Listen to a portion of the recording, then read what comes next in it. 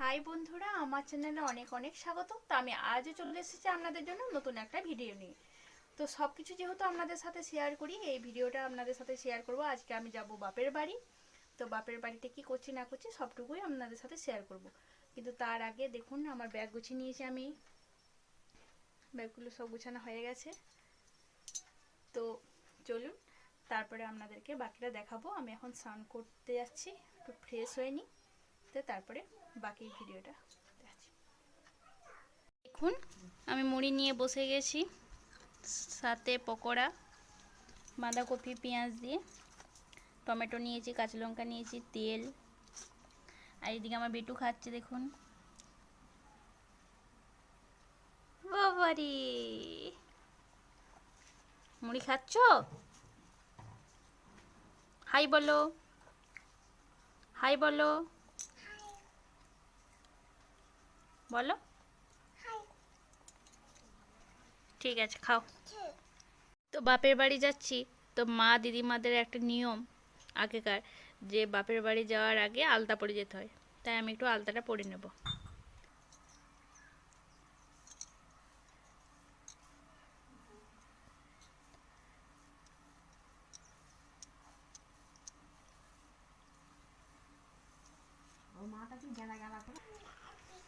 তো দেখুন, আলতা পরা কমপ্লিট। তো আমি রেডি হয়ে গেছি। তো আমি এরপর বেরোবো, টোটো চলেও এসেছে।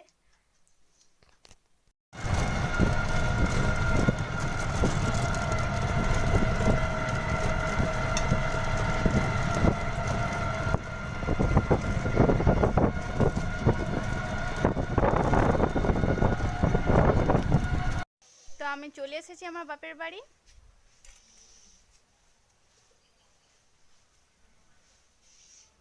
তো চলুন, এখন আমি একটু ফ্রেশ হয়ে নিই, তারপরে কথা হচ্ছে।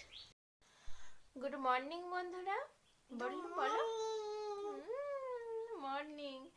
হ্যাঁ, তো দেখুন, আমার মেয়েও উঠে গেছে সকাল সকাল। মামা ঘর বলে কথা, উঠে গেছে, আনন্দ শেষ নেই। তো আমাকে দেখেই বুঝতে পারছেন এখানে প্রচুর ঠান্ডা। তো কালকে আমি ভিডিওটা শেষ করতে পারলাম না, আর তাই আজকেই শেষ করে দেবো। কালকে আমি একটু ব্যস্ত ছিলাম, তাই শেষ করতে পারলাম না। কারণ আমি যে উদ্দেশ্যে এখানে এসেছি, আমাদের এখানে একজন মারা গেছে। তার আজকে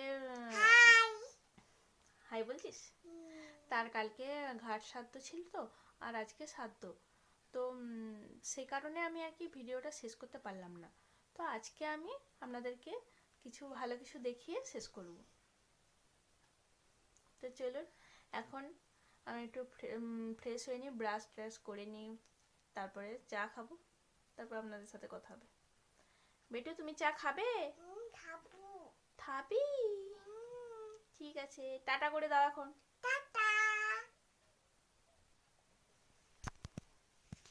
এখন ছাদ থেকে আপনাদেরকে সকালটা একটু দেখাচ্ছি। তো দেখতে পাচ্ছেন দূরে এখনো পর্যন্ত কুয়াশা রয়েছে। তো পুরোটাই কুয়াশায় ভরে গিয়েছিল। এটা আমাদের বাড়ির পেছনের দিকটা, কত গাছ লাগানো আছে দেখছেন। আর একটা বাড়ি দেখা যাচ্ছে, দেখুন পেছনের দিকে। এটা আমাদের বাড়ির পেছনের তাল গাছ। তো খুব তালগুলো মিষ্টি। তো দেখুন, আকাশমণি গাছের ফুল ফুটেছে।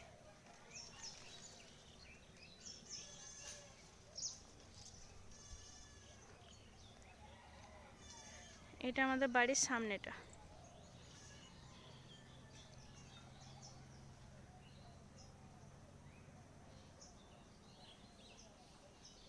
তো সূর্যি মামা তখনই উকি দিয়েছে।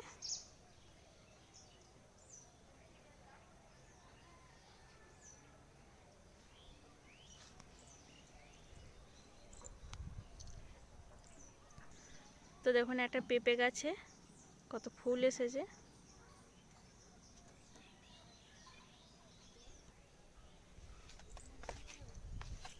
তো আপনাদেরকে বলেছিলাম আমি যে কিছু ভালো কিছু দেখাবো। তো ভালো কিছুর মধ্যে এটা আমাদের কাছে এটাই ভালো।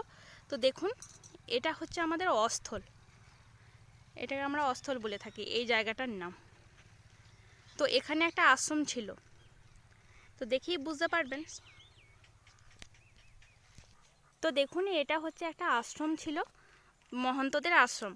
তো এই আশ্রমটা আজকে এখন মানে কিছুই নেই, আপনাদেরকে দেখানোর মতো আমি কিছুই পাবো না। তো দেখুন তার মধ্যে অল্প কিছু দেখা যাচ্ছে, কাছে যাচ্ছি না, অনেক পুরনো জিনিস তো কি থাকবে না থাকবে। তো আমি আমার মা দিদিমার মুখে শুনেছি এটা অনেক পুরনো, আর আমার মাই বলে যে 200 বছরের তো বটেই, তো মাও মানে কনফার্ম নয়, আরও আগেরও হতে পারে। তো যখন ছোটোর থেকে আমরা বড় হয়েছি, তো এই শুনে শুনেই বড় হয়েছি, এখানে অনেক কিছু ছিল।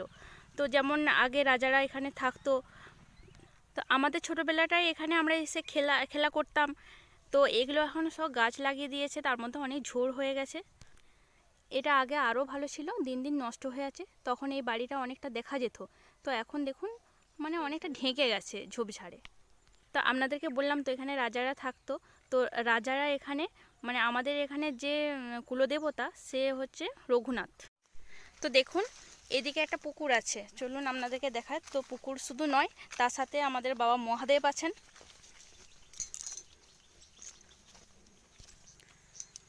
তো দেখুন এটা হচ্ছে বাঁধানো পুকুর ছিল, তো আস্তে আস্তে এই পুকুরটাও যেন মানে বুঝে যাচ্ছে। তো দেখুন এটা হচ্ছে একটা শিব মন্দির। তো শিব ঠাকুরটাকে আর দেখা যাচ্ছে না, আশা করা যাক পাতালে মিশে গেছে। তো কারণ আমি ছোটোবেলাতেই দেখেছিলাম অনেকটা মানে পাতালে চলে গিয়েছিল, আস্তে আস্তে এই মন্দিরটাই চলে যাচ্ছে। তো শিব ঠাকুরটা তো যাবেই, ওটা ছোট ছিল সাইজে। তাহলে তো আগে ভিডিও করলেও ঠিক।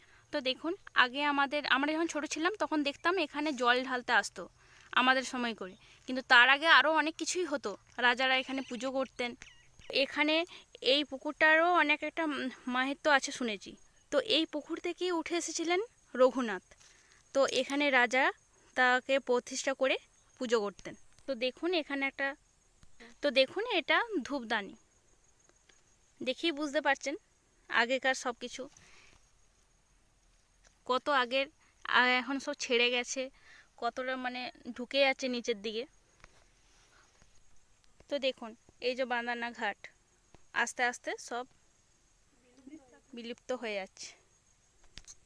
তো চলুন অনেক কষ্টে করে আমি ঢুকেছি এখানে, দেখেই বুঝতে পারছেন চারদিকে ঝোড়ঝাড়। আবার ওটি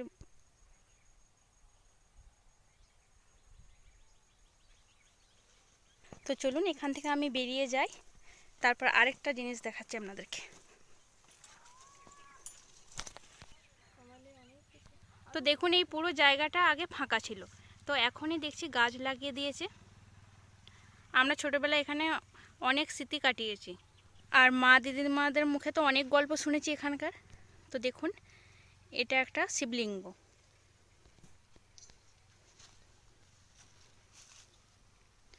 তো দেখেই বুঝতে পারবেন কত পুরনো।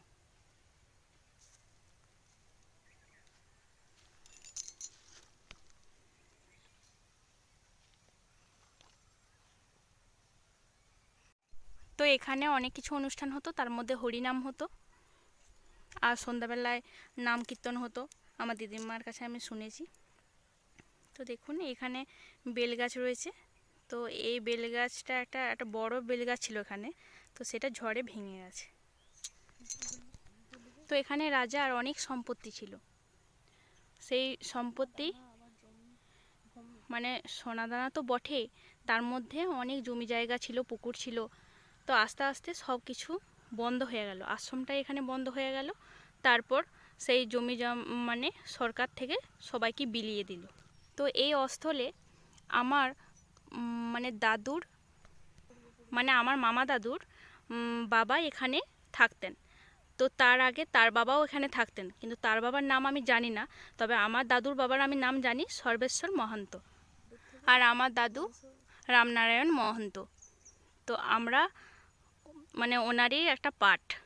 তো দাদুর পরবর্তীতে অনেক কিছু মানে এগুলো বন্ধ হয়ে গেল। তো দেখুন এখানে মঠগুলো দেখতে পাচ্ছেন, তো এগুলো রাজাদেরই, আর তার মধ্যে ওই যে আমার দাদুর বাবার একটা আছে এখানে।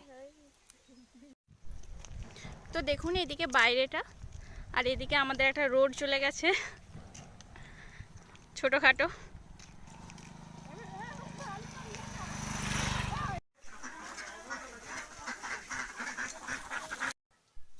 ভিডিওটা এরপর এখানেই শেষ করব। তো আমার ভিডিও যদি ভালো লেগে থাকে আপনাদের, তাহলে অবশ্যই কমেন্টে জানাবেন, তার সাথে লাইক শেয়ার করতে ভুলবেন না।